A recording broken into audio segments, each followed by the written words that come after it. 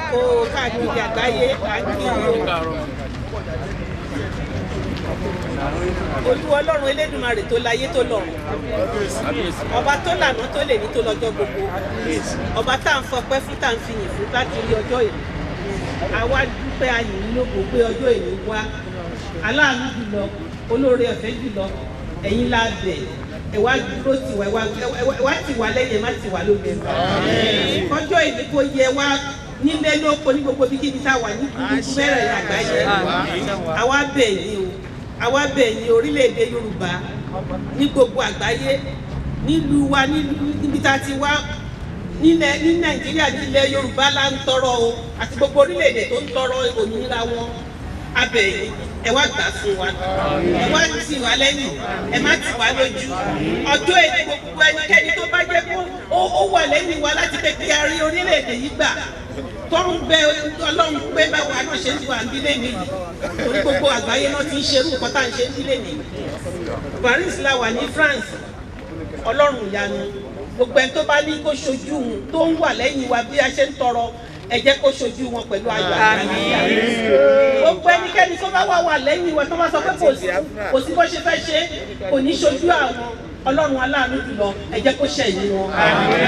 Lágbára Elédùmarè, lágbára ọ̀gá ògo jùlọ ọba tó láyé tó lọ́run, à ń bẹ̀ yín o, Ọlọ́run ìyanu tó gba àwọn ọmọ Ísírẹ́lì lọ́wọ́ Fáráò lọ́jọ́ kìíní, àwa fi gbogbo ilẹ̀ Yorùbá fi lé yín lọ́wọ́. Ọlọ́run aláàánú jùlọ, ẹ wá tì wá lẹ́yìn, ẹ má tì wá lójú.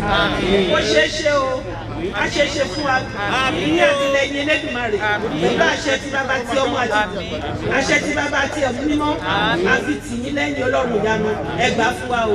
Àfẹ́ kẹ́ni kankan lọ sí o, píìsì là ń fẹ́ o. Àbẹ̀ ẹni tọ́lọ́run tó gbé dìde láti gba ilẹ̀ Yorùbá fún wa ń sìn, bàbá wa Sunday Igboho níbikíbi tó wà, Adéyẹmọ Ọ̀sà, bàbá Akíntóyè, Akínyẹmí iṣẹ́ náà, ààrẹ Gani Adams, Peter Olútáíwò, Akínyìn o, àti gbogbo pátápátá tó ń fẹ́ kí nǹkan yìí kó ṣe níṣojú ẹ̀mí wọn. Ọlọ́run ìyanu, ẹ gbà fún wa o, àbẹ̀yìn o, ẹ̀bù adélẹ̀ lérí bẹ́ẹ̀ ṣe máa mọ Ísírẹ́lì délẹ̀ lérí yọ́kìíní o, àbẹ̀yìn ẹ jẹ́ kó ṣeé ṣe fún wa o, pẹ̀lú àtìlẹ́yìn Elédùmarè, àṣẹ kó ṣeé ṣe kó ṣojú ẹ̀mí gbogbo wa o, gbogbo ẹni tó bá wọ́ọ̀rẹ́ wa aṣojú ẹ̀mí wọn pátápátá lágbára àti àtìlẹ́yìn Elédùmarè. Yorùbá o, Yorùbá nation now. Yorùbá nation now. Yorùbá nation now. Yorùbá nation now. Yorùbá nation now. God bless you. All hail Oduduwa nation. I will pray in the language of heaven. Biko onye kpo ogunisi bopula yobo.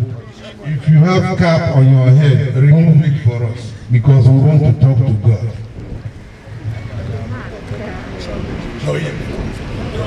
Remove your cap, okay?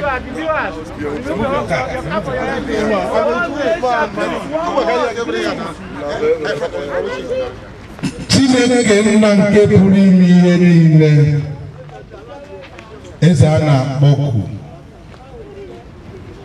anyị bụ ụmụ gị ada n'oge dị otu a wee na-ayọ gị mgbaghara mmehie n'ụzọ ọbụla bụ ụzọ anyị si wee mmehie wee megide gị, anyị na-ayọ ka ị gbaghara anyị. Ọbara niile nke a na-akwafu n'obodo, ọbara niile nke a na-akwafu n'obodo a bụ zuu ka anyị na-ayọ nna nke pụrụ ime ihe niile.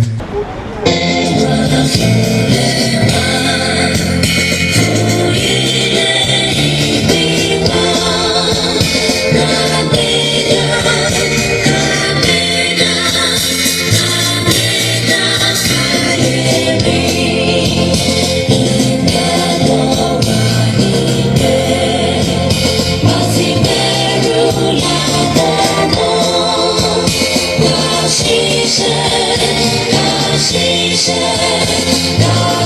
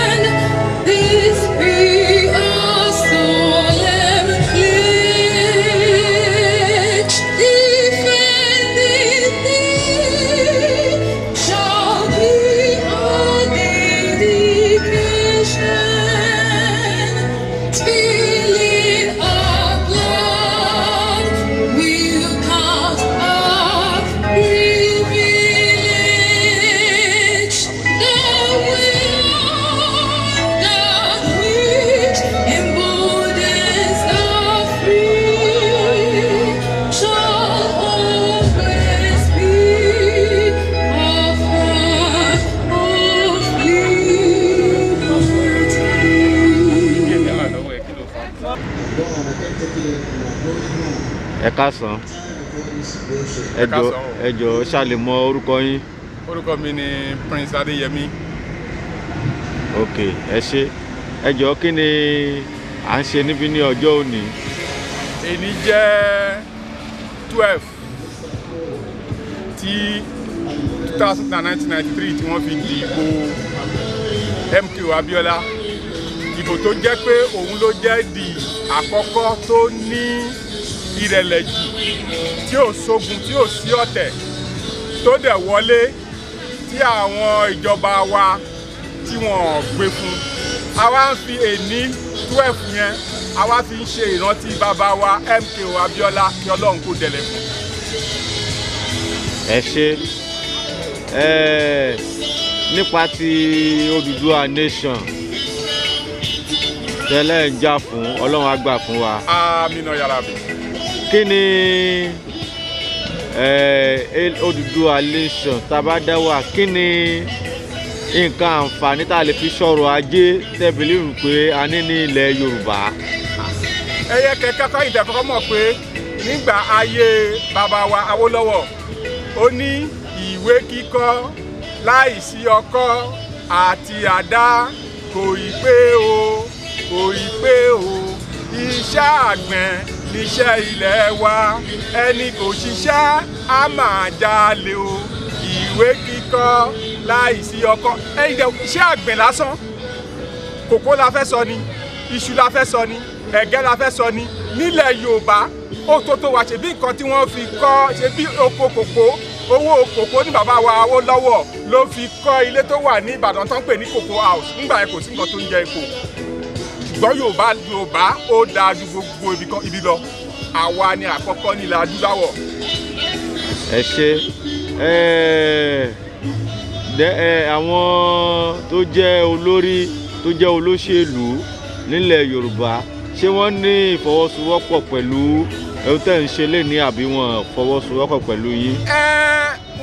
Wọ́n ní ìfọwọ́sowọ́pọ̀ pé àrùn ti bàbá wa olóògbé Moshood MKO Abiola, ṣùgbọ́n wọn ní ìfọwọ́sowọ́pọ̀. Ṣùgbọ́n àlè sọ pé gbogbo wọn o, tó àwọn kan wà tí wọ́n ní ìfọwọ́sowọ́pọ̀ pẹ̀lú ẹ̀, pé wọ́n ṣe ń pa àwọn èèyàn wọn, tó ń rèpa àwọn èèyàn wọn, tó ń bá àwọn èèyàn wọn sùn láyé lọ́nà àìtọ́, tó ń gé wọn lórí. Àwọn kan wà tó jẹ́ pé wọ́n sọ pé àwọn fẹ́ ṣe o, ṣùgbọ́n bó ṣe wà nìyẹn, kò gbọdọ̀ má rí bẹ́ẹ̀.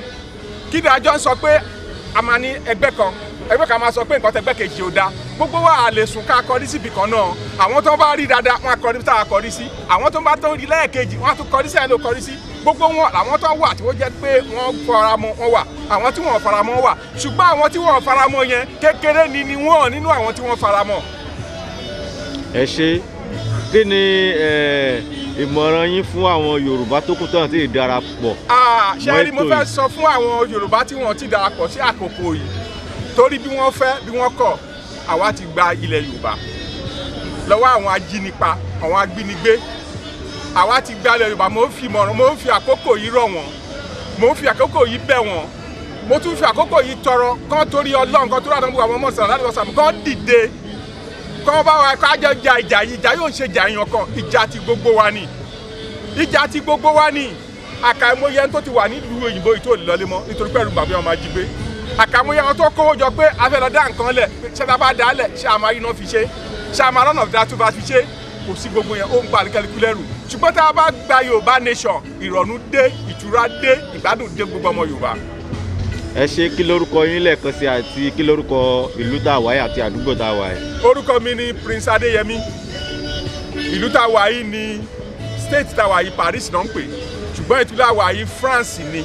Agbègbè tá a wà yìí ni wọ́n ń pè ní Invalid, tó jẹ́ tourist area, and again ó tún wá jẹ́ ibi tí a ti lọ ṣe kíní gangan. Ó jẹ́ ibi tí ilé ìgbìmọ̀ aṣòfin àti iwájú foreign affairs, ibẹ̀ la wà láti ń sọ ẹ̀dùn ọkàn wa fún wọn pé kí wọ́n dìde kán ràn wá lọ́wọ́, pé Yorùbá nation a fẹ́ gbà. No more Nigeria, no more Nigeria, no more Nigeria, Yorùbá nation now. Ẹ káàsán. Ẹ̀yọ́ ṣé a lè mọ orúkọ yín? Ẹ káàsán olóòtú. Orúkọ mi ni orúkọ táwọn èèyàn mọ̀ mí sí Alhaji Semiu Adisa.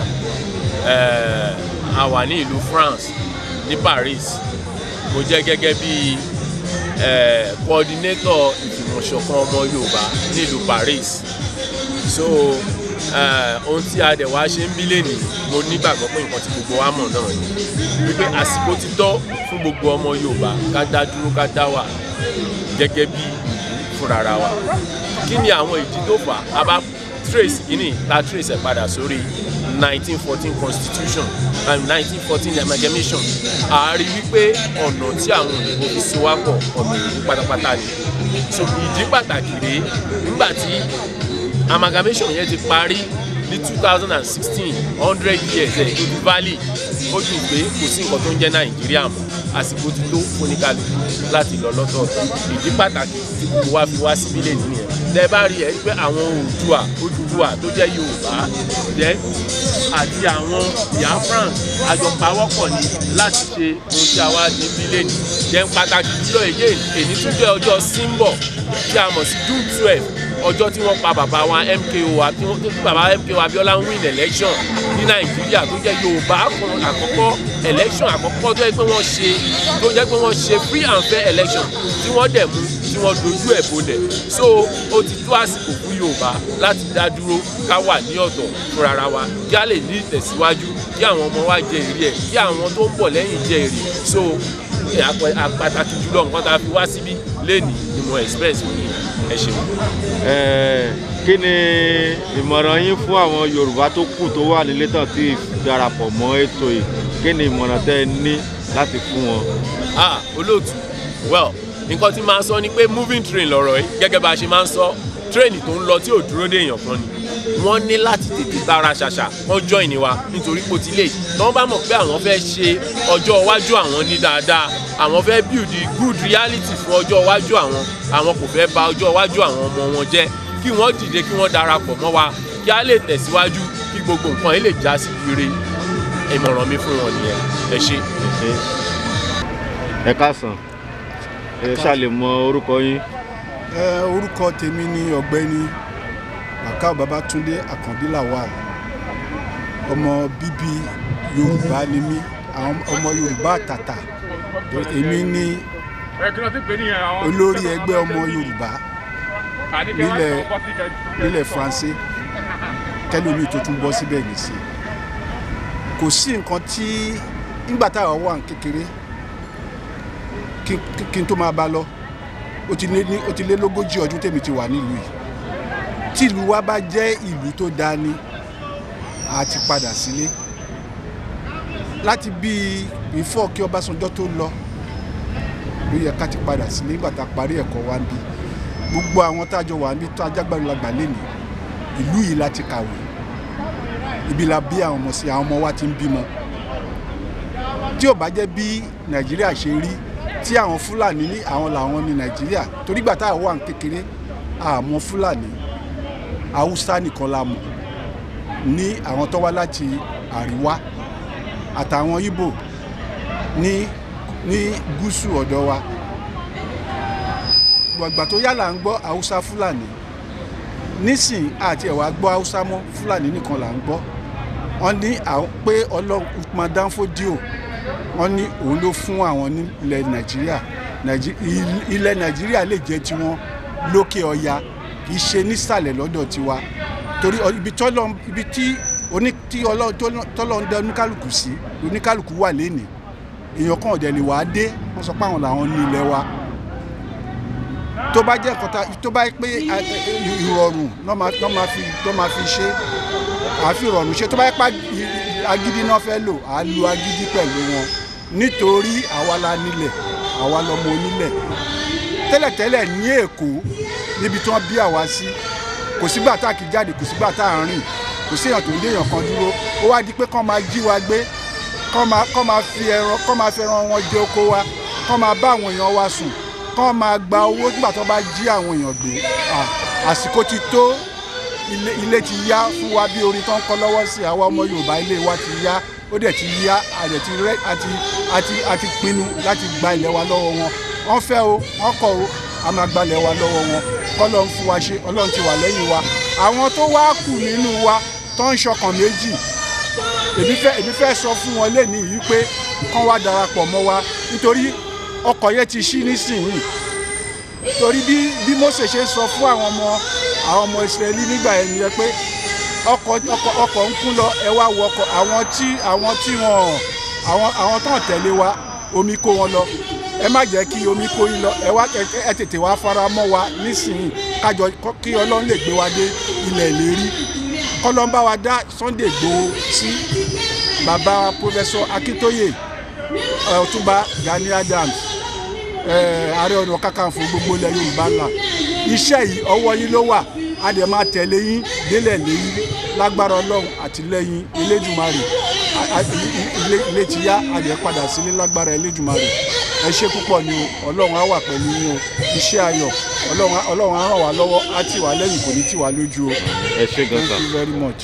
àwọn ló ń darí wa ọmọ Yorùbá tí wọ́n sọ wípé a ṣe tán a fẹ́ kí Yorùbá jẹ́ àdìgí ilẹ̀ British tí wọ́n jáwọ́ nínú ọ̀rọ̀ wa àti tó wulẹ̀ lọ àti tó ṣe ilẹ̀ ara wa a ní ohun gbogbo tó yẹ ká ní tá a bá wọ̀ láti 2014 òun ni a ti bọ́ kúrò ní oko arú àwọn British tá a sì ti di òmìnira nítorí náà ọmọ Yorùbá ń pè fún ilé àṣẹ̀ṣẹ̀ mọ́ ọmọ àwọn Fúlàní jagun ní 1840 aṣẹ́gun wọn èdè nìyí tí màá fi sọnù yìí ń pé Ọlọ́run 1840 Ọlọ́run àwọn bàbá wa tètè ṣe bó ti ṣe nígbà ní ẹ máa bọ̀ wá o Ọlọ́run àwọn bàbá wa Ọlọ́run 1840 Ọlọ́run àwọn bàbá wa ẹ tètè ṣe bó ti ṣe nígbà ní ẹ máa bọ̀ wá o Ọlọ́run àwọn bàbá wa. A ti ṣetán gẹ́gẹ́ bí ọmọ Yorùbá nítorí bá a lè dá dúró. Population wa lónìí is more than 50 million. Lẹ́yìn tó sọ wípé a lè dá dúró. A fẹ́ kí gbogbo international community ká ẹ gbọ́. British community àti France ẹ jáwọ́ kúrò nínú ọ̀rọ̀ wa we are okay to be alone. Ẹ̀yin kọ́ lè dá wa. Ó ti wà kó tó di pé British dé a ti ń ṣe ìjọba wa democracy ti wà lọ́dọ̀ wa even nígbà tí France ò tí mọ̀ àlọ́ àwọn obìnrin láti dìbò àwọn obìnrin wá ń ṣe ìjọba nílẹ̀ Yorùbá nítorí náà a ṣetán láti dá dúró a sì ṣetán láti fi gbogbo agbára wa jà mò ń gbọ́ nísinsìnyí gẹ́gẹ́ bí lórúkọ gbogbo àwọn bàbá wa tó ṣẹlẹ̀ Yorùbá dó wípé Yorùbá máa dá dúró Yorùbá máa dá dúró orílẹ̀-èdè mi á dúró lórí ìyàwó tí pọ̀ jù Odùduwà republic á dúró òmìnira á dé orílẹ̀-èdè mi á dúró lórí ìyàwó tí pọ̀ jù Odùduwà republic á dúró òmìnira á dé Yorùbá nation Biafra Yorùbá nation Biafra now.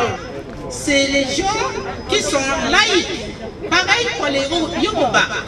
Mais nous avons un gouvernement qui pratique un système très méchant envers de l'Europe.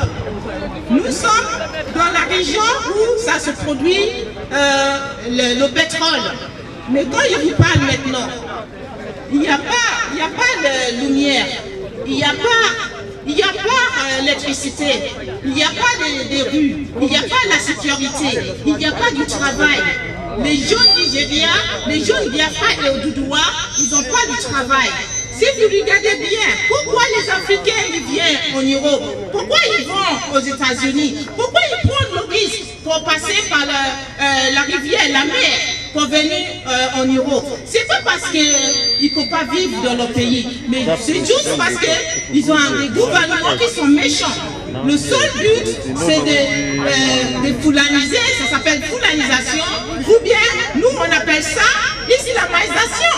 Nous sommes les pauvres laïcs, nous pratiquons les religions à Kini.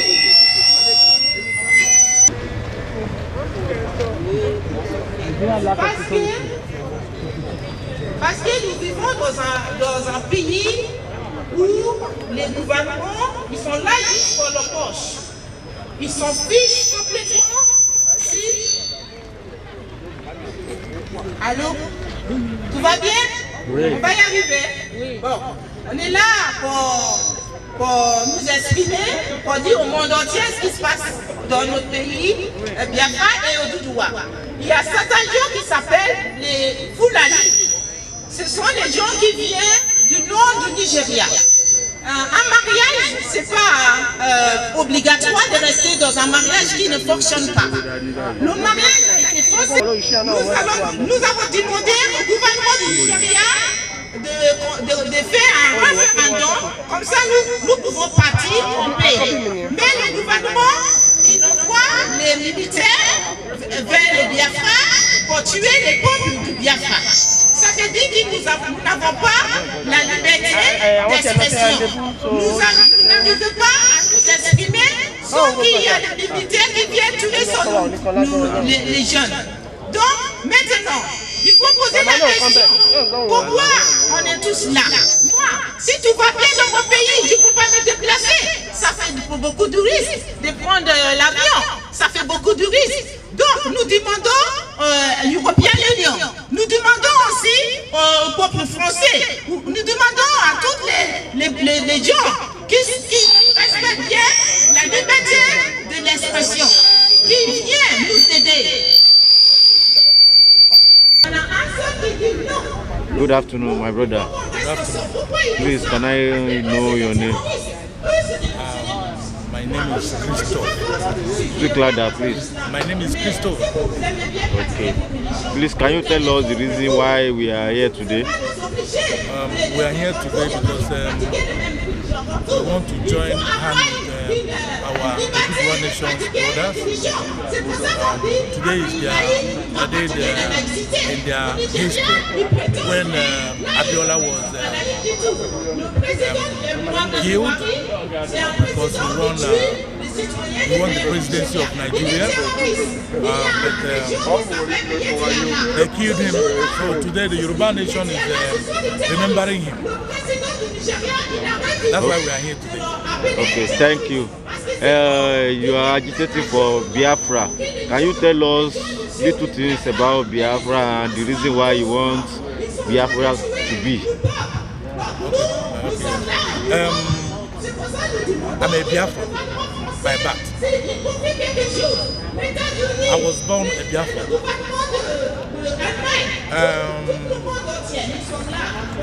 There's no way I can be a Nigerian because Nigeria has no meaning in my language. I was being forced to be a Nigerian. So, for that fact that I was being forced to be a Nigerian, I choose to be called a Biafran, whom I am originally. Thank you. Okay. At the end of the day, if God grants what you are asking for, what do you think it could be like advantage to the Biafrans? Thank you. My brother, when Biafra comes, it will be a great honor to every black person. It will show that the blacks can also reason. It will show that blacks can also know how to do things on their own. Because right now, for Nigeria to still be in Nigeria on this generation, it means that a black man has no right over his life. If a white person can come all the way from Europe to give us a name, to create a country for us, and up to this generation, we are still bearing that name, it means that animals are more even better than we black people. Not few years ago back, the British went through referendum and moved out of the European Union. Why can't we blacks also unite and leave that union that the British created just for business, because Nigeria was created because of business. Thank you. And I will tell you again, my brother, if Biafra's move goes out, we're already out, because nobody, even the spirit, even devil, cannot stop Biafra from leaving Nigeria. Nobody. And if Biafra goes, give Biafra 10 years, the whole world will be coming seeking for asylum in Biafra land. And Biafra is a Christian nation. Thank you. Thank you. lẹ́ẹ̀kan sí orúkọ mi ní ìyáàfin ọlákànmí tí mo jẹ́ ọmọ bíbí ìlú bẹ́tì. à ń fi ẹ̀hónú wa hàn lónìí gẹ́gẹ́ bí ọmọ yorùbá ní ìlú Paris, gẹ́gẹ́ bí àwọn ìdáyé yòókù náà ṣe ń ṣe. mò ń pe àwọn ìyá wa, mò ń pe àwọn bàbá wa, àwọn ẹ̀gbọ́n wa, àwọn àbúrò wa wípé nǹkan yóò kì í ṣe eré, òdodo ọ̀rọ̀ ni. tá a bá wo ohun tó ṣẹlẹ̀ ní Ìgàngán ní ọjọ́ Sunday tó kọjá, a rí wípé òru làwọn èèyàn yìí wá tí wọ́n dẹ̀ pa àwọn èèyàn. wọn ò fi bá wa ṣeré, àwa làwa ń ṣeré o. mò ń rọ àwọn bàbá wa, àwọn tó jẹ́ jagunjagun nílẹ̀ Yorùbá wípé kán má jẹ́ kí ogun wọnú ilé kó wa, kí wọ́n tètè dìde. àwọn tó ń sọ pé nàláì kí wọ́n mọ̀ wípé it's not true, kán mọ̀ di adọ́rùn mọ́tọ́. Olúwa jẹ́ ó ṣe é ṣe fún wa. Ẹ ṣé. ṣé ó wà bí àbá orúkọ tèmi ni ẹ̀dá Israel Kọ́lápọ̀, ọmọ Yorùbá àtàtà ni èmi ṣe. nígbà àtijọ́, nígbà Nàìjíríà ń jẹ́ Nàìjíríà, gbogbo nǹkan lọ déédéé, ayé tí àwọn èèyàn lọ́rùn. lásìkò táwa tiẹ̀ fẹ́ fi Nàìjíríà sílẹ̀ láti wá sí ìlú èbó yìí, nítorí pé Nàìjíríà dára, gbogbo àwọn ẹgbẹ́ wa wọ́n sọ pé kí la fẹ́ lọ ṣe nílùú èbó nìkan lẹ́yìn alẹ́ 17 táwa wà tá a wọ ìlú France. ṣùgbọ́n lọ́jọ́ èyí ń kọ́ àti ẹ̀fẹ́ padà lọ sílé ọmọ. so Nàìjíríà kò sófin, kò sí kankan bẹ̀.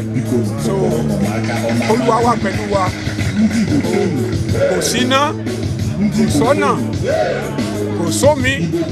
kí wá ní ìgbádùn ìlú yẹn, láti 60 years láti wà ní òmìnira. so a fẹ́ padà, àwa Yorùbá fẹ́ dá dúró gbogbo ọ̀rọ̀ wa, ká máa gbádùn ọ̀rọ̀ wa, kí iná ó wà, omi ó wà, ọ̀nà tó dáa kó wà, kí ilé ìwòsàn tó dáa kó wà. so kọ́tà fẹ́ nìyí o. so Olúwa wà pẹ̀lú wa. a fẹ́ kí ìlú Yorùbá náà kó dàbí bí London ṣe rí, bí ìlú tèmi wà France yìí bó ṣe rí, àti gẹ́gẹ́ bí Amẹ́ríkà bó ṣe rí. gẹ́gẹ́ bẹ́ẹ̀ la ṣe fẹ́ kí Nàìjíríà ilẹ̀ Yorùbá kó rí. ẹ ṣé. orúkọ mi ni Bàbá Ìsá Rótìmí, ó wá láti Abẹ́òkúta, ọmọ ọjà ọmọkùnrin. ìdí láti wà níbí báyìí ojú pé a ṣe ìwọ́de fún Yorùbá nation, torí pé tábà wo tó ṣẹlẹ̀ ní ìlú wa ní Nàìjíríà náà, a rí pé gbogbo nǹkan oríṣiríṣi ó bẹ̀rẹ̀ ipò òdá òun lọ bó yẹ kó ṣe lọ.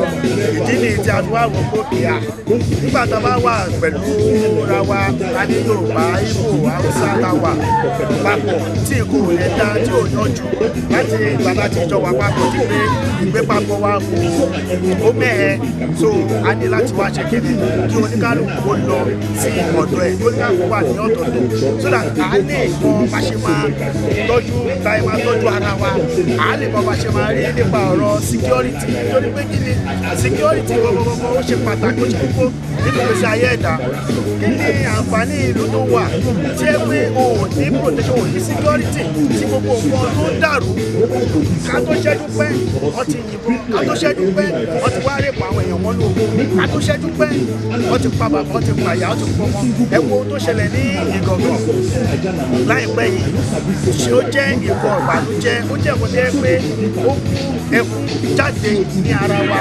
lójú tó bá jẹ́ pé security yẹn dání, ìwọ irú tó ṣẹlẹ̀ yẹn kò lè ṣẹlẹ̀ báwo ni ẹ ṣe máa láwọn èèyàn da ẹran ní this 21st century táwa yìí ẹ̀ ń da ẹran káàkiri on the street pẹ̀lú AK-47 ẹ̀ ń da ẹran káàkiri níbi jẹ́ pé ẹ ti ṣe commerce tí o kò kọ́ jẹ́ pé ìkọ́ tó da ọjà wà ń bẹ̀ ìkọ́ mèremère wà ń bẹ̀ ẹ̀ máa da ẹran káàkiri kí ni ká ti gbọ́ ìdí nìyí ìdájọ́ àwọn òkè tí ọ̀rọ̀ bá ń lọ báyìí bá àlàyé fẹ́ ṣe Yorùbá ní láti wá jókòó láti ronú gidi gan nítorí pé kí ni tí a bá ronú ká ohun tó ṣẹlẹ̀ ní Ìgangan yẹn ikú ẹ̀ tún sì lè ṣẹlẹ̀ sí ṣùgbọ́n gẹ́gẹ́ bí àwọn àgbààgbà Yorùbá tí wọ́n ti dìde papọ̀ lápapọ̀ tó ti sọ pé àsìkò tá a wà yìí ó ti tó Yorùbá gbọ́dọ̀ lọ àwa náà wá jáde nínú France tá a wà yìí pé Yorùbá ti ṣetán a ní láti lọ dání láti lọ nítorí tá a bá wo ohun tó so wá pọ̀ tó ń pè ní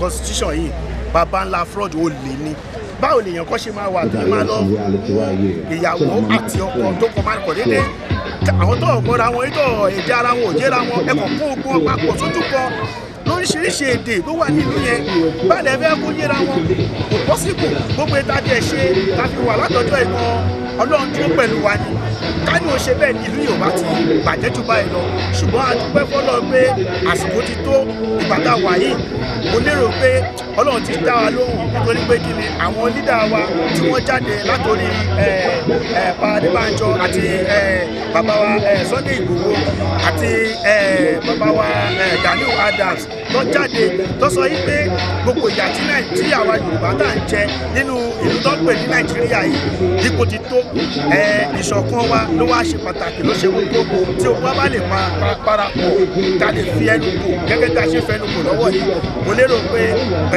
amadé ilẹ̀ rẹ láìpẹ́ láìjù lágbọ̀rọ̀ náà ẹ ṣe olóòtú. Jaga reloaded, Idris Abdul Karim, nigga all one them, Queen Maraka, it's been 20 years, Nigeria still jaga. This not democracy military, government don't censor y'all. Need plenty Lagosians, we can protest for Kogi. Eat people for River State, we there they call Amobito. I mean they shoot people papa, police they keep people mama. This no be military regime, worry remember civil war, restructure Nigeria. Monkey no go out play baboon the job. Federalism na where we want, yeah we can do them too much. Religion and nepotism, that the problem where you get everything scatter. Mama see the cover suffering, don't shut it at the end. No more police brutality, everything jaga. Mama see the cover suffering, don't shut it at the end. Honestly, I be no be so. Our teeth only go hungry. Follow the chapter I flex in Nigeria, my country. Make a yarn, some people say make a whole day. 2010, to shoot a people for toll gate. I know we did not to get them million answers. To get the military order to shoot at the test house.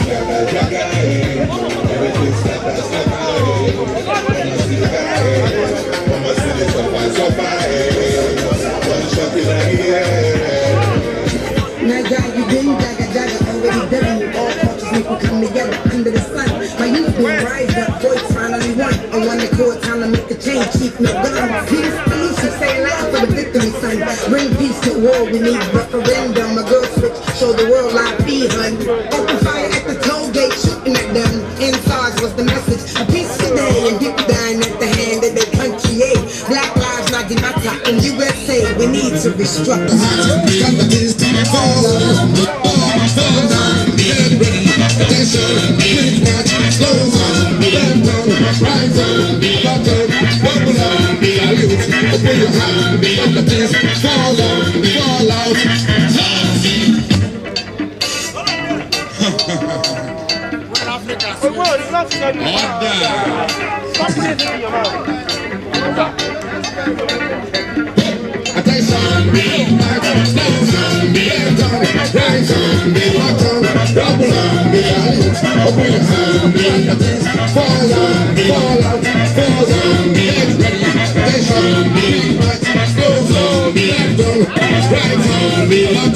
Double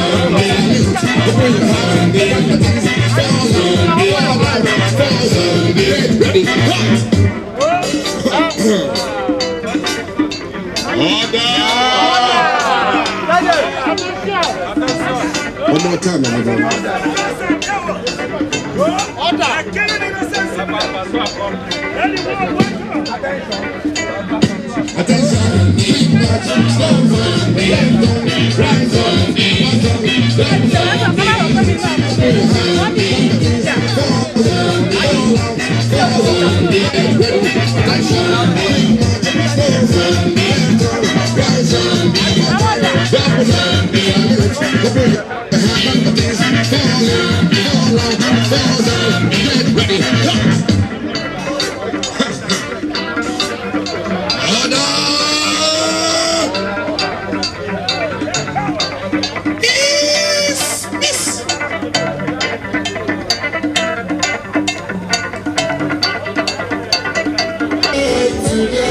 Somebody back up, it's speaker méjì. Ọmọ wa, àwọn ọmọ ògbà. Ẹ̀yin bá lè bá ìjọ gbà. Everybody. Our family. Odùduwà nation. Happy Obi! Happy Obi! Odùduwà!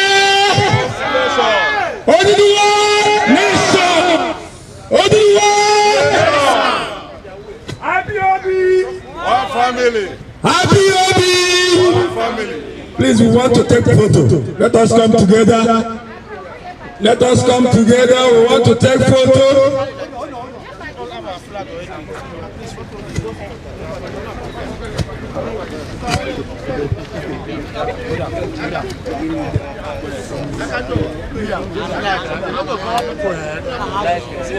Family photo.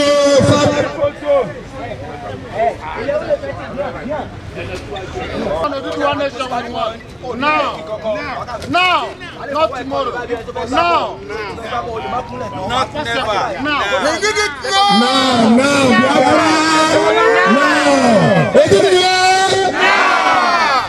Look up.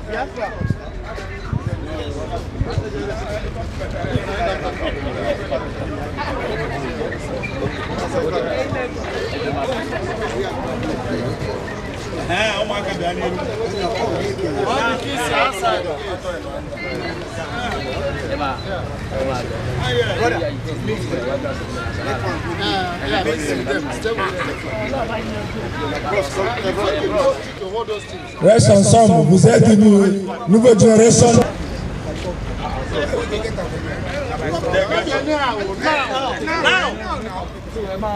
Nigerian soldiers are cowards. Nigerian soldiers are cowards.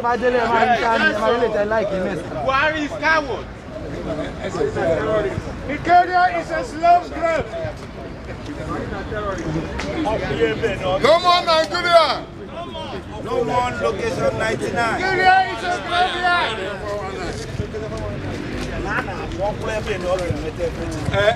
Excusez-moi, monsieur. Tu peux. Il n'y a pas de souci. Biafra! Nation! Biafra! Nation! Freedom we need! Freedom! Freedom! Freedom! Odùduwà! Odùduwà!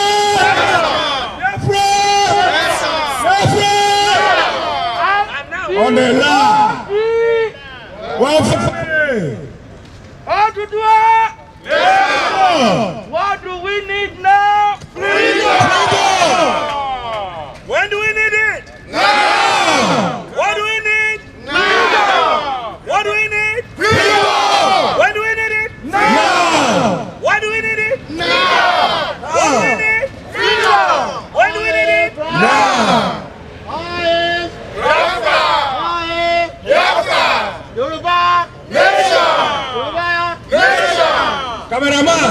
Referendum! Cameraman! Referendum! No restructuring! Cameraman au milieu! Freedom, wow!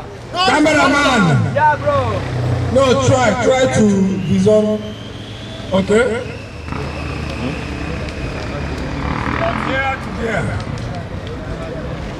Oduduwa nation now. Now, Biafra, that is what we need. If they can give us to us, no problem. Oduduwa Nation!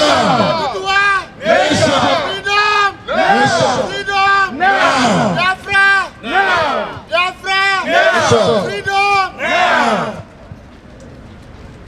We don't want Nigeria anymore. We don't want zoo anymore. The zoo is dead. The zoo is dead. No more Nigeria. No more the zoo. We are tired of the zoo. We are tired of the zoo. No more the zoo called Nigeria. Even though they want to change their name to you. Power to the people. How are you? No more Banana Republic. No more, no more. Power to the people. Fulani brothers from other Africa to join us. That's why they changed to UAR. United African Republic. So other Fulanis will come and unite with them. We don't want them. We don't want it anymore. Nigerian soldiers are cowards. Nigeria is animal kingdom. Power to the people. Power to the people. No more Nigeria. Oduduwa. Freedom. We pray. Now. No more Nigeria. Yes. Nigeria is now. Nigeria is animal kingdom. We are can live there for so long. We can live there for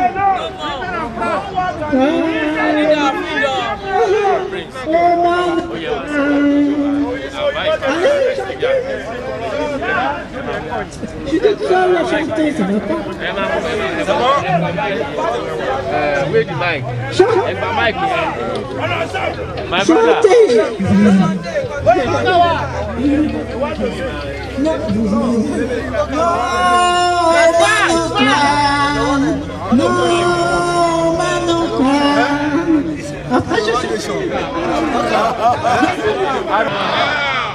Yoruba nation. Yoruba nation. Hey Biafra. Hey Biafra. Hey Biafra. Gbogbo ẹ̀yin ọmọ Yorùbá ní tilé tòkó.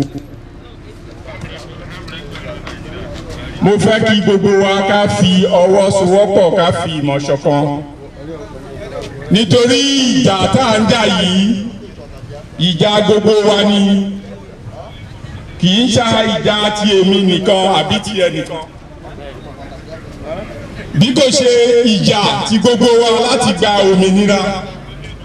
Láti kúrò nínú oko ẹrú èyí tí àwọn Fúlàní ń kó wa èyí tí wọ́n fi ń bá àwọn ìyá wa sùn tipátipá èyí tí wọ́n fi ń bá àwọn ọmọ wa sùn tipátipá èyí tí wọ́n ní wọn fẹ́ gba ilẹ̀ bàbá wa èyí tí àdẹ̀ nígbà fún wọn tí Oòduà ò nígbà fún wọn tí àwọn alálẹ̀ ò nígbà fún wọn ìmọ̀ràn sí mi sí gbogbo àwọn ọmọ Yorùbá pàápàá jùlọ àwọn ní ilẹ̀ Faransé ẹ jọ̀ọ́ mo rọ̀ yín mo bẹ̀ yín ẹ jẹ́ ká fìmọ̀ ṣọ̀kan kí a kóra wa pọ̀ kí a fohùn ṣọ̀kan kí a lè gba orílẹ̀-èdè wa èyí tí ó ń dá Odùduwà ẹ̀yin ọmọ Odùduwà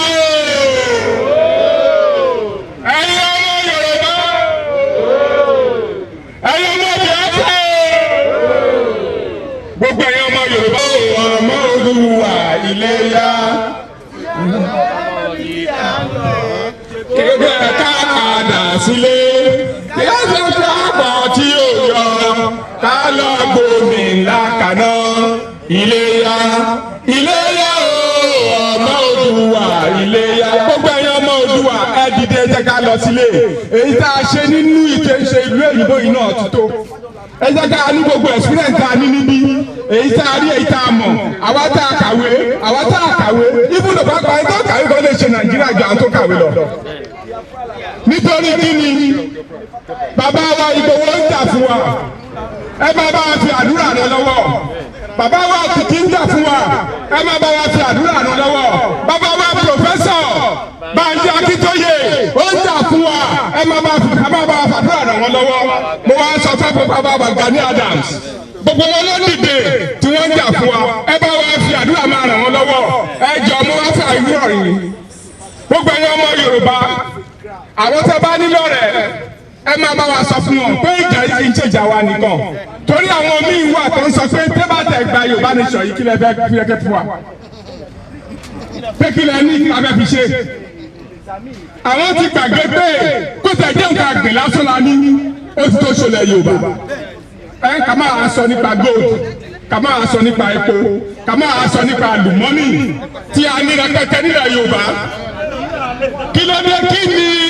ìnàkíbi ṣíná kí ni ìnàkíbi ṣorí tábà ò ṣe kí ni ẹni lu ìdáwà òní tàbí lè túlù wá ṣe ẹ jẹ́ ẹ sọ fún mi ẹ̀yin ọmọ Yorùbá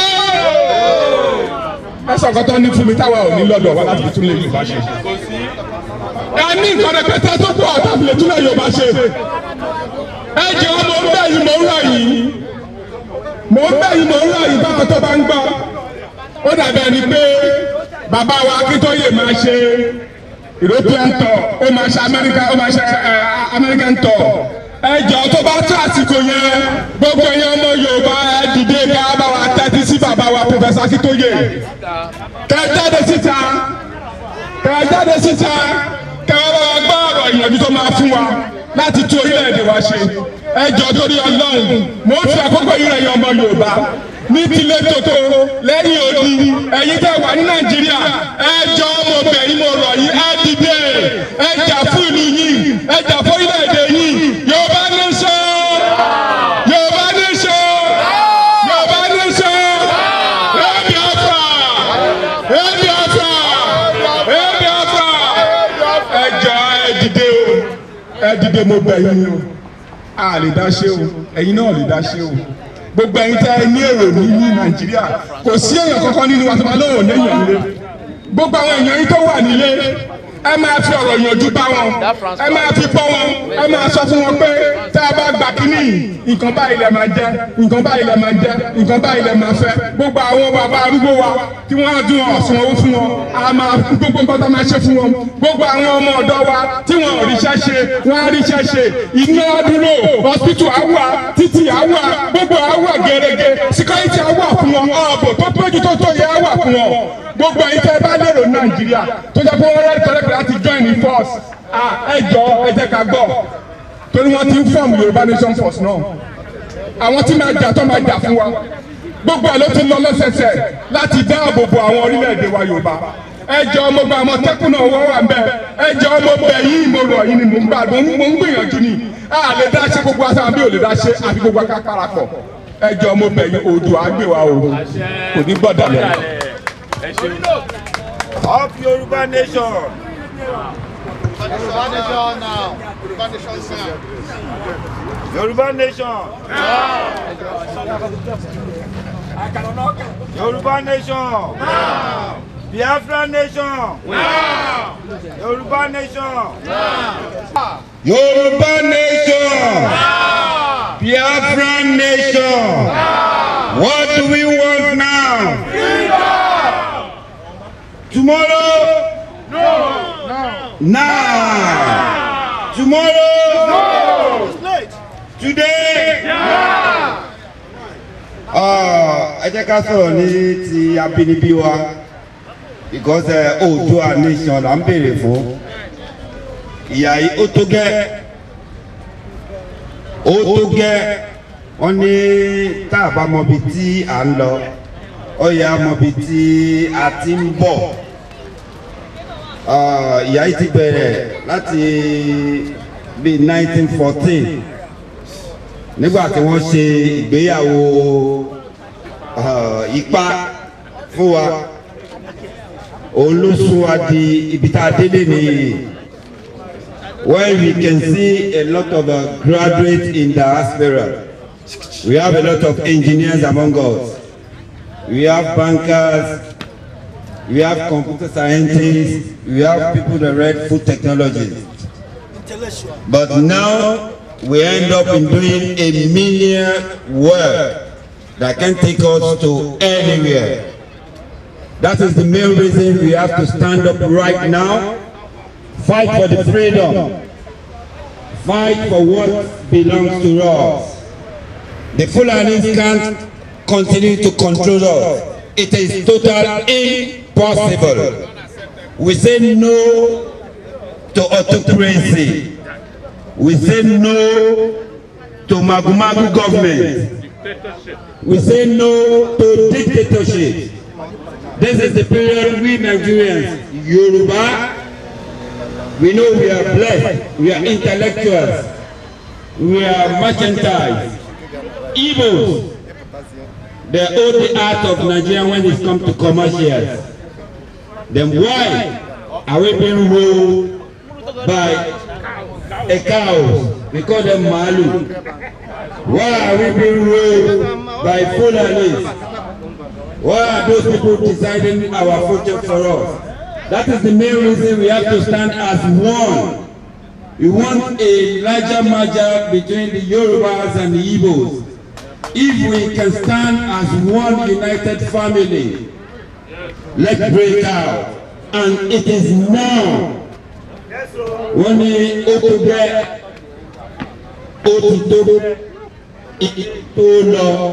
wọ́n ní tí wọ́n bá ti ń fi àparí iṣu àlejò wọ́n júwe ọ̀nà lẹ́kùn fún ni pé vaccine bẹ́ẹ̀ làbà bọ̀ kán tó wá sọ fún wa pé bẹ́ẹ̀ làbà ó yẹ káwa bí wọ́n sọ fún wọn pé we are tired we are going we can stand on our own we have all natural endowment to make the west the east better than this western world we have today. That is why we have to stand as one united family. We have to embrace ourselves, and then this struggle shouldn't stop here. It is a continued effort. We have to continue to move. Once there is a rally, once there is an information, let's stand together, let's move as a team. Wọ́n ní àìrìnpọ̀ ejò ẹ jẹ́ kí n yá ọ̀rọ̀ yẹn bàbá wa Sunday Igboho ló máa ń sọ á ní àìrìnpọ̀ ejò ló máa ń jẹ ọmọ ejò ń yà wọ́n ní tí ọká bá súnwájú tí sèmi tẹ̀lé tí paramọ́lẹ̀ gan tó nǹkan gbẹ́ni sókè dáná bí dáa. So that is why we have to stand as united force to demand for our rights. This is the time. Yoruba nation, Biafra nation, no more location 99. It is a scam country. And we are saying no to bad governance. I rest my case. Thank you very much. Thank our brothers and sisters that made it possible to be here. It's not easy. This race is not easy race. What I always tell my people, my brothers and sisters, is that what we are doing is something you must do it as if it's your own thing. Nobody must push you. Nobody must ask you to do it. Without it's self-sacrifice. It's what we are doing for ourselves. As we go to work every day, and you are hoping to take your salary at the end of the month. That is the way you will be doing the things concerning this Oduduwa movement and Biafra movement. Because we know that our salary will be paid when the time comes. Amen.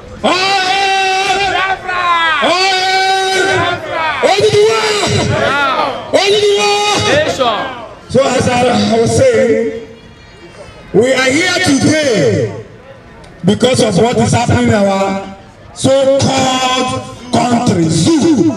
We use the name zoo. We don't call it Nigeria anymore. Even them too, they have rejected the name.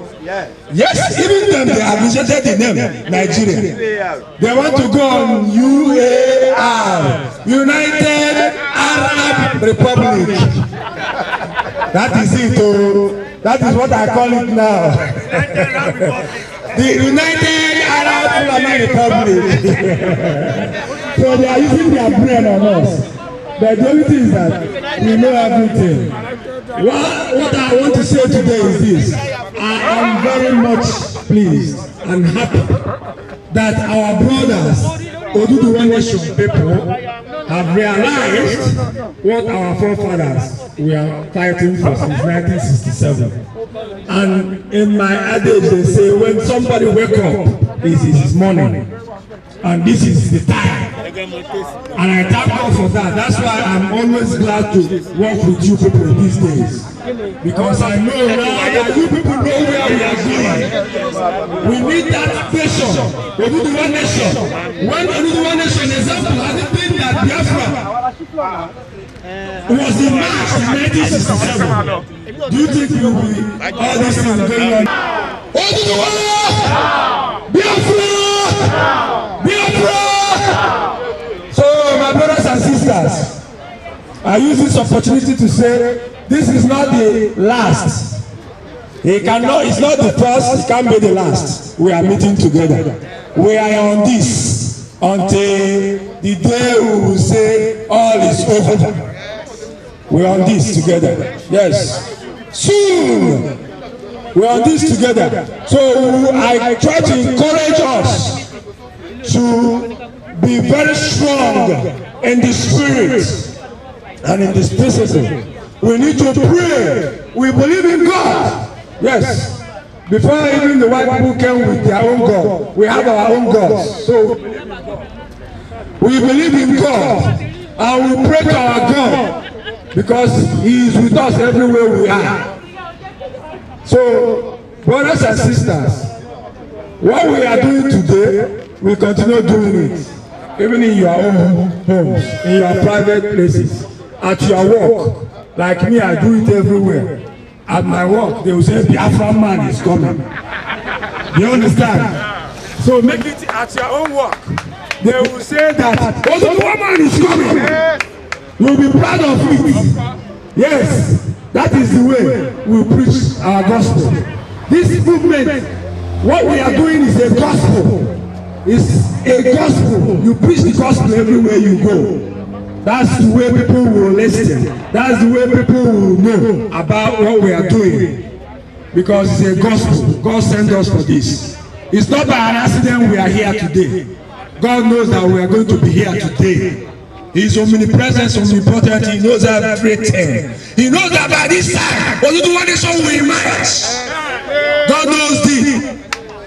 As a prophet I am, and I proclaim the word, and this is the word from God, that God knows that Oduduwa will emerge this time. God knows that Oduduwa will come and support the Biafra movement. And we are on it today. And it's in our hands. It's now. It's now. Our watchword now is now. Oduduwa! Oduduwa! Biafra! Biafra! Biafra!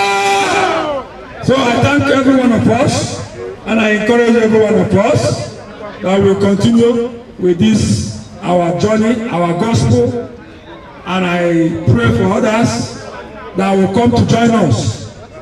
Do you know? There's others that are waiting. They are just watching to see. If I tell you a story about us, because, you know, they say what we have started, you have more experience. How we started it here, 2012. Check 2012, how many years? When we started this my brother is here. He was the one that called me. And this my brother, the second person, is here. We are three that this journey started. When we started it, people will say, you are stupid. You are idiot. You want to carry children back home to Africa because you are a Frenchman. You are very comfortable. You want to gather children, all these young boys, and send them back to Africa, to Nigeria. And I said, don't worry, I'm stupid, I'm idiot. I continue moving forward. If I tell you that almost all of those people that were causing us are our members. Even I put them in the head of what we are doing today. That is the way it is. So why am I saying this? I'm trying to encourage you people. I'm trying to give advice to you people that no matter anything, no matter any humiliation, no matter any insult you get for preaching the nation of the people, God is instead. Let it not affect you. Let it not push you backward. Let it be a courage to what you are doing, because then they will come and they will even want to have a place in this movement very soon. I'm telling you people. You will tell me, don't worry. They will come and say, hey, well, what can I do? Where will I? And you people, please, do it the way we did it in my own side. Just place them on top. Yoruba! Yoruba! Biafra! Biafra! So my brothers and sisters, I thank you people. If back to my village without being able to close my eyes, I cannot go and be fearing that somebody is going to abduct, kidnap, or kill me. We are contributing our own quota, but the Nigerian state is a failed state. The 1999 constitution is a fraud. The amalgamation ended in 2014. Okay, a century we've been nursing this problem. We've been trying to manage these people. Education, they thought they become Almanjiri. Now, they are influx. A man from Niger. A man from Niger. We are not against the ECOWAS sub-region.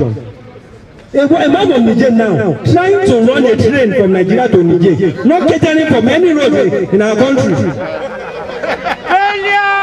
Government. Please, let us go to all these loving people of Nigeria. That we in diaspora, we are not calling for war. We are not calling for war. We are asking for what is our right. This, let them try. Let us try a referendum. Referendum, that is what we want. Referendum. That is what we want. Let us try that referendum. When the British people, the Britannic, when the UK wanted to opt out of European Union, they did it peacefully without any bloodshed. Then why must they say they have to kill us by force, by fire? UK people are still living here. They are living here peacefully with them. They are still doing whatever trade. They are still together in peace. We don't be it the Middle Belt, the Southeast, all the alliance we are having. One day, I want it all to be known that one day, that contraction, or what do you call it, they call Nigeria, will end. It will end. We cannot continue to live in danger. Our mothers, our sisters, they are being raped every day. The rate of bloodshed. The Muslims are not even safe. The Christians are not safe. All in the name of Boko Haram. Now they disarm the Boko Haram, get their uniform to come and invade our territory. Let me be logical. We cannot. We are saying, with our last blood, we will fight this battle to finish. Never again. When the civil war ended, there were meetings of war. Liberty will be ours. The fraternity, the brotherliness will be ours. We are peace-loving people. But the Hausa cannot enslave us. By whatsoever means, we will adopt negotiation, consultation. But if we say confrontation is the last option, God will fight for us. And we will do everything within our disposal to ensure we have our nation.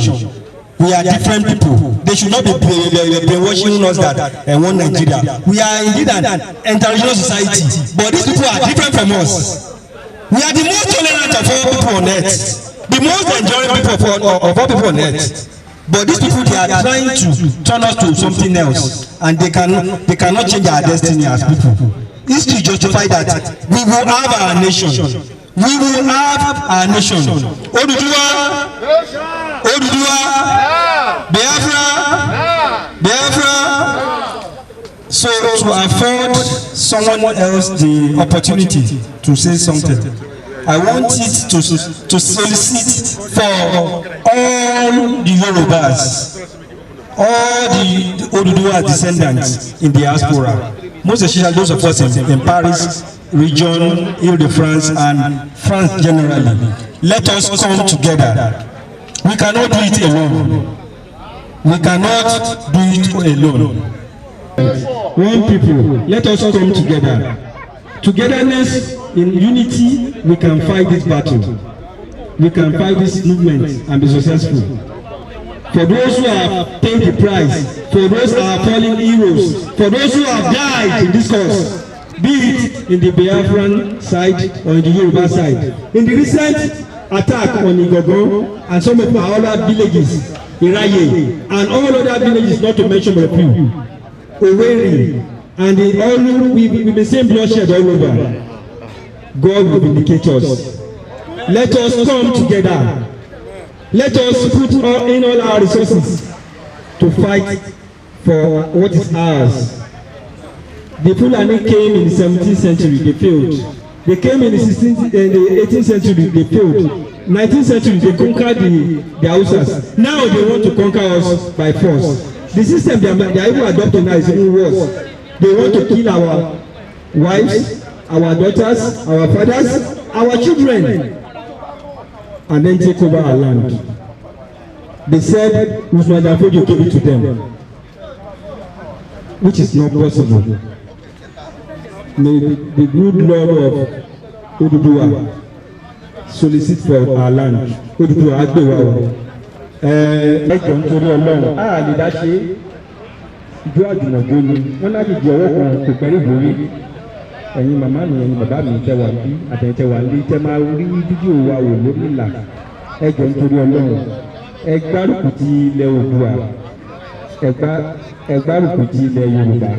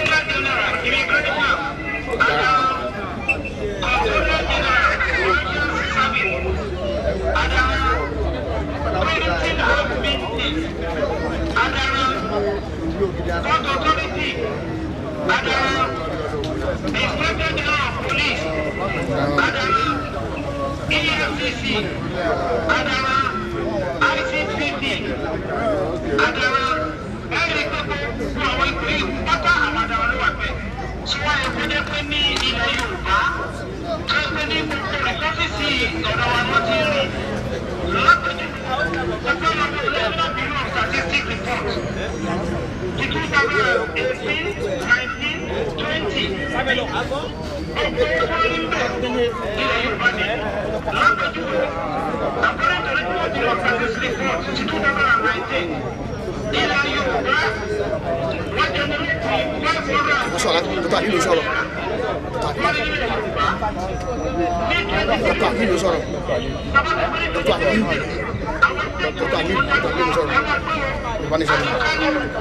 Kaduna, Katsina, Sokoto, Jigawa, Kebbi, Zamfara, Nasarawa, Plateau, Benue, Niger, Kogi, Kwara, Abia, Anambra, Ebonyi, Enugu, Imo, Bauchi, Gombe, Adamawa, Maiduguri, Yobe, and Taraba State. 23 states. You know what? 24 states. For initially, 323 billion naira. 24 states. 323 billion naira. Nílẹ̀ Yorùbá, state mẹ́fà, wọ́n jẹ́ náà ti 152 billion naira. Ẹ̀rọ kò tí kì í pa àṣìlá papọ̀. Nígbà tí 24 states ṣáájú àwọn oníṣẹ́, wọ́n jẹ́ náà ti 393 billion naira. Ilẹ̀ Yorùbá state mẹ́fà, wọ́n jẹ́ náà ti 152 billion. Ẹ jẹ́ ká wá rántí pé nínú ilẹ̀ Yorùbá tá a dákọ̀ yìí náà nínú àwọn 24 states ṣáájú. Kwara state wà ń bẹ̀ fún pé ní 12 local government Yorùbá ni wọ́n. Nínú Kogi state tá a tún dákọ̀ fún àwọn náà pé nínú ti yàn. Kogi state tún bẹ̀ fún pé ní alẹ́ local government mẹ́fà ṣẹ́pẹ́ Yorùbá tún náà sì ni wọ́n. Ilé wa ṣe tó lè jẹ́ pé gbogbo àwọn ìsọ́kù tí ọ̀dọ̀ wa ni wọ́n ti rí. Ìfá ẹ̀wọ̀n port authority. Owó tó ní sí port authority yíyálé ẹ̀ máa pé 5.2 trillion, 5.7 trillion. Àwọn nọ́ọ̀tì èdè tí kì í dẹ́ka ẹ̀ contribute ní ìlú ìjọba àkọ́nà federal land revenue 80% owó tó ní bẹ̀rẹ̀ ìwà wọn ti rí. Bẹ́ẹ̀ náà ni port authority, bẹ́ẹ̀ náà ni CBC, bẹ́ẹ̀ náà ni ìjọba àti bẹ́ẹ̀ bẹ́ẹ̀ lọ. Àwọn contribute ìjọba ẹ̀wọ̀n tí àwọn adarí ti fún Yorùbá, ẹ̀wọ̀n tí àwọn adarí ti fún àwọn èèyàn wa, wọ́n ti pa ayé àdúgbò kájẹ́ nílẹ̀ Haúsá nẹ́ẹ̀sì gbogbo ipò yẹn pátá Fúlàní ló wà bẹ́ẹ̀. Irú ìwọ́n bẹ́ẹ̀ ti fún wa, wọ́n fẹ́ gba ilé wa, wọ́n fi pa àwọn èèyàn wa, wọ́n fi rú pa àwọn èèyàn wa, wọ́n fi kidnap àwọn èèyàn tó ń gba aláṣọ lọ́wọ́ wọn. Kí ló wá dé káàkiri ọ̀gá àti ebi pé ní ọ̀pọ̀lọpọ̀ ọmọ wa nìkì ọ̀kadà ni wọ́n gùn. Ẹlòmíì ní first degree, ó ní master degree kò ní tẹ́lọ́wọ́. Àwọn èèyàn wá ń pa ẹ wá rí àwọn ìyá àgbàlagbà, àwọn ìyá bẹ́ẹ̀ tó kọ́ lọ sí mi, ọwọ́ tọrọ bára, ṣe kò ní bẹ́ẹ̀. Kí ló dé ẹjọ́ kí wọ́n ẹ̀ka dágbó, kí èso máa ṣe ìjọba ti ẹ̀ lọ́tọ̀, káwùsá máa ṣe ti ẹ̀ lọ́tọ̀, kí kò tí ẹ̀ máa ṣe ti ẹ̀ lọ́tọ̀ yìí. Mí ni pé ní bẹ́ẹ̀ wò lè wá sọ́dọ̀ wa wọ́n lè wá. Ṣùgbọ́n abẹ́ kọ̀ǹtúrò rìsọ́ọ̀tì wa, abẹ́ kọ̀ǹtúrò ìgbọ́jà wa, abẹ́ kọ̀ǹtúrò ìgbésí ayé wa. Ẹ gbọ́rọ̀ tí Usman Danfodi sọ. Usman Danfodi ń kọ́ńkà gbogbo Hausa, ó lọ́ra ẹ̀sìn, ọbí kọ́ńkà ojú. Lápẹ̀júwe, àwọn Hausa tó ẹsẹ̀ ní wọ́n dáwà lọ́tọ̀ ni kò sí ti ń jẹ́ àwọn Fúlàní tẹ́lẹ̀ nílẹ̀ Hausa bí fún ẹ̀yẹ tí wọ́n pọ̀ kò sí ti ń jẹ́ Fúlàní. Ṣùgbọ́n pàtó ti tàwọn láàyè tó ti lo ẹ̀sìn, tó ti tàwọn láàyè ẹgbẹ́ àpọ̀ ẹ̀ tó ṣe é gbọ́ àlejò tá a gbà wọlé. Ẹgbà àlejò wọlé àlejò ọ̀ràn. Ó wá di pé wá àgbà Yorùbá ti ń jẹ́ ọba àwọn Hausa nígbà yẹn. Ọba Yorùbá tó ń pa àwọn Fúlàní wọ́n tó lọ pa ọba Kẹ́bì tó ń pè wọ́n lúnìtì. Gbogbo ilẹ̀ Hausa yẹn ni wọ́n ti wọ́n kà pọ̀ pátápátá.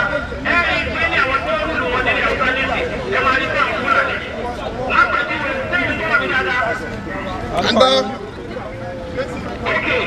ẹ fún wa pé ní oyè tí Yorùbá ká máa ń tà ṣe káàlù bá fún ká ṣe àtúntò bẹ̀rẹ̀ sílẹ̀ Hausa wọ́n tó bẹ̀rẹ̀ sílẹ̀ Yorùbá nísì. Ẹ máa bọ̀ ọba Kẹ́bì Adara, ọba Jigawa Adara, ọba Zamfara Adara, ọba Bauchi Adara, ọba Ìsìn Adara, ọba. thank you very much. We'll be doing our things before we go. Thank you very much. Thank you very much, everybody. Before we finally set the pace open, having the concluding part of today's program, on behalf of my humble self, I remain my humble self, Olafumi Olalekon, Comrade West, from the southwestern part of the country, Oduduwa Republic. And also from the Oduduwa community here, we have the OPU president in person of Mr. Honorable Olalekon Shiyobola. He has been a profound contributor for today's event. We say a very big thank you. May the Almighty God continue to strengthen you, bless you, be with you in all your endeavors.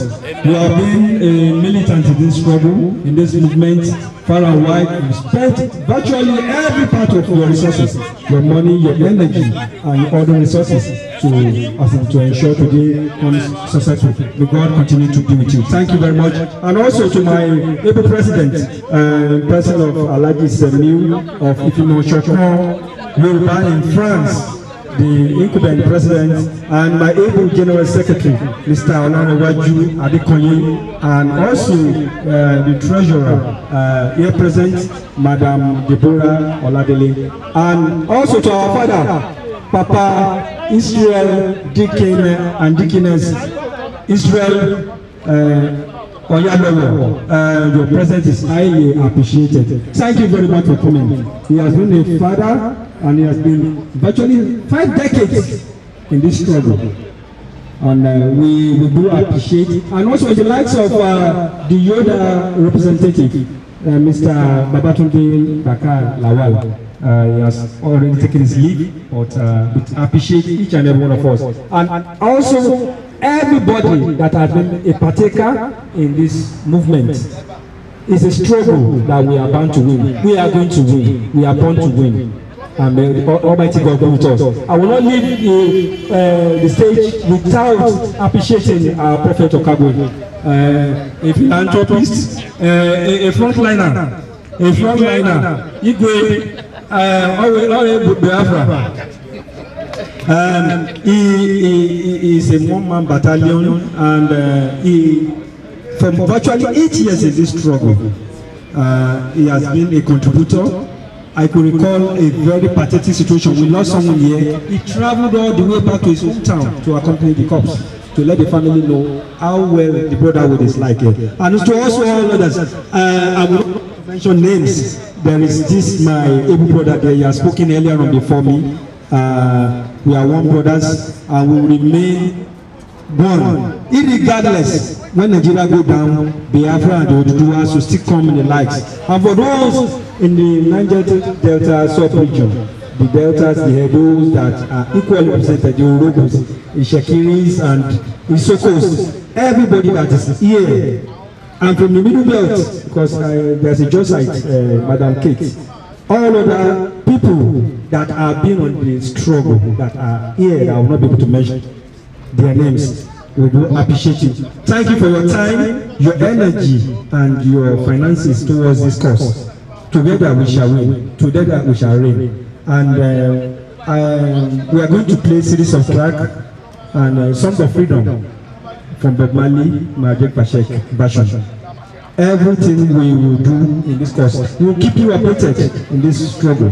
We will keep you, we will remain one. Thank you very much. Once more, we say merci beaucoup in France to the French authority for their permission granting this demand for the authorization for today's event. We are always one, because if they have not granted us, we are refugees here. Back home, we are about to be another refugee. They have granted our refugee status here. They have given us means to stay and to protect us. We are looking for when our own land become free. We are looking towards our whole liberty as a nation, Oduduwa nation, and the IPOD Biafra nation. May God Almighty be with us. We have started with the name of the Almighty God, and we will be running up with the name of Almighty God. ní orúkọ ti bàbá àti ọmọ àti ọlọ́run ẹ̀mí mímọ́ àwa ọmọ rẹ àwa ní èdè ká tó bẹ̀rẹ̀ àkójọ wa yìí. hello a pé orúkọ olúwa àti pé kó dúró tì wá kó jẹ́ ká rí èrè níbẹ̀ kọ́rọ̀ wa yéra wa ó sì dúró tì wá gbọ́ ẹbọ tí bá ṣe fẹ́ àdúpẹ́ àtọpẹ́dá olúwa ẹlẹ́ṣẹ̀ ni wá gbogbo ohun tá a sọ tó jẹ́ ohun tí ò dáa tó jẹ́ pé sí ara wa tájọ wá ń bí olúwa dárí ẹ̀jìn wa má fi ìwà ìṣàwọ̀ má fi bu wa lẹ́jọ́ ẹ jẹ́ kí ọ̀rọ̀ Odùduwà tí à ń dúró tè yìí náà náà ń wáyé àti Biafra láti gba orílẹ̀-èdè wa jẹ́ kó bọ́ sí láyọ̀ àtàlàfíà ká má kàbámọ̀ níbẹ̀ ká má kàgbákò níbẹ̀ ìjọ tá a máa gbòmìnira yẹn báyìí let us be there gbogbo akáwà ń bẹ̀ ń jọkọ̀ náà ní báyìí nínú ayọ̀ nínú ìdùnnú nínú ọlá ẹ̀ ní ká fi ṣe nínú owó nínú ìdùnnú ní gbogbo akájọ pé fi ṣe lórúkọ Olúwa ọba àmín. Father, we thank you. We bless your holy name, and Lord God. About we are going home. We say, be thou exalted. Father, as we go home, go before us, O Lord. Guide us and protect us, Almighty. Whatever we do, O Lord, we commit into your hands, O Lord, this movement. Oduduwa Nation and Biafra Nation. Father, Lord, we pray as we have started this journey together. Shall we end this journey successful together? In the name of God Almighty we pray. Amen. Father, go before us and protect us. In the name of God we pray. Amen. And amen. Orúkọ mi ni Ọ̀gbẹ́ni Ṣìyànbọ́lá Ọlálẹ́kan. Èmi ni coordinator OB ní France àti coordinator Yorùbá One Voice. Ó kí gbogbo wa ní nílùú France ti àjáde àwọn ọmọ Yorùbá. Mo dẹ̀ nígbìyànjú kékeré pé àlìsẹ̀ mo fẹ́ kí gbogbo wa tún gbìyànjú ká tún jáde sí ìlọ́. A ti ṣe ní alákọ̀ọ́kọ́ bí mo ṣe sọ ní October 1st ní last year. A tún ṣe rálì yìí ní ẹlẹ́ẹ̀kejì tó jẹ́ ẹlẹ́ẹ̀kejì tó máa jẹ́ ní ẹlẹ́ẹ̀kejì nílùú France lílé. Tó bí mo ṣe ń dùn àwọn èèyàn tí mo pa àwọn èèyàn rẹ ní tí mo gùn wọ́n ní pé àlè tí mo gbà wọ́n nímọ̀ràn pé ká máa jáde bọ́ sí Yorùbá a pọ̀ jù báyìí lọ nílùú France. Ẹ jẹ́ ká jáde gbogbo wa la mọ̀ tó ń ṣẹlẹ̀ nílùú wa. Bó tẹ̀ ṣe nípa àlè tí kò bá yé wa ní ìgbà tí ó kọ́kọ́ tá a kọ́kọ́ ṣe ní October last year. Ìgbà tá a kọ́kọ́ ṣe bóyá kò yé wa bọ̀ gbogbo wa ló ti yé báyìí. Wọ́n ní ẹ wo lẹ̀ wẹnu ọkọ́ ẹ wo tí wọ́n ṣe fún àwọn ọmọ wa ní Ìgàngán ní àlìsẹ̀ ní àwọn èèyàn wa ní Ìgàngán níbi ọ̀sẹ̀ bíi mélòó kan tó kọjá lọ ẹ wò bí wọ́n ṣe ń pa wá bí ẹrú. Tó nídìí èyí gbogbo alámú àǹfààní tó wà nínú pé ká yà kí á ní Yorùbá nation wa láti bí ọrọ̀ àlìsẹ̀ láti 1960 tí a ti ní Nàìjíríà tó ti jẹ́ tá tí ó ti fún wa ní independent. Ẹ jọ ẹ tọ́ka sí pé àlìsẹ̀ bí ọ̀dọ́ wa ṣe ń develop kò sí kankan tó develop lọ́dọ̀ wa kò sí kankan tó develop lọ́dọ̀ wa. Ẹ jọ gbogbo alámọ̀ kí gbogbo wa jáde mo tún gbìyànjú mo tún wà ní gbogbo àwọn onímọ̀ràn ẹ jẹ́ ká jáde a tún máa tún ṣe eléyìí tó tutù báyìí lọ ẹ wò iwájú National Assembly láwa Parliament wà ń bẹ̀ yẹn ẹ jẹ́ kí wọ́n gbọ́ ohun tí à ń sọ a tún máa ṣe so ẹ jẹ́ kó rí bẹ́ẹ̀ tó tún lọ́lọ́ mo bẹ̀ gbogbo àwọn ọmọ Yorùbá ní àpapọ̀ a kì í ṣe ẹlẹ́yàmẹ̀yà Yorùbá ní gbogbo wa ẹ jẹ́ ká ṣe nǹkan ká jáde gbogbo àwọn tá a máa ń sọ̀rọ̀ káàkiri lórí social media country tiwa gangan lélẹ̀ ẹ jẹ́ ká jáde kárí ojú wa ká fi àlìsí àwọn tó jẹ́ pé wọ́n lè ràn wá lọ́wọ́ láti jẹ́ pé abilifu kò sí tí ò lè ṣẹlẹ̀ kó lè jogun kó lè má jogun kò sí níwọ̀nba tí oníkálukú bá nípa ni láti gbà fi jà fún Yorùbá nation ìdáwà nípa là ń lò báyìí kí la ní àlìsí ta nípa ni pé ká bá àwọn tó lè bá wa ṣe àlìsí parliament lélẹ̀ àfẹ́ àlìsí wọ́n rí kókó dàbí àlìsí submit lẹ́tà fún àlìsí àti submit lẹ́tà fún tó yẹ pé àlìsí àfikọ́ nípa tó ń ṣẹlẹ̀ nílùú wa tí a dẹ̀ fẹ́ yí padà tí a dẹ̀ fẹ́ republic wa so ẹ jọ mo tún gba àwọn anímọ̀ràn lẹ́ẹ̀kan sí ẹ ṣe kí.